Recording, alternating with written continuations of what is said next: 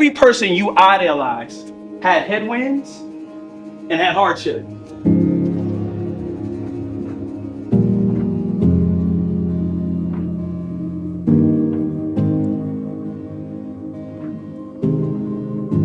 They all had disadvantages. MLK, Mother Teresa, from Socrates to Sojourner Truth, they all had headwinds. They all had disadvantages. The only difference is, inside they knew that there was something more.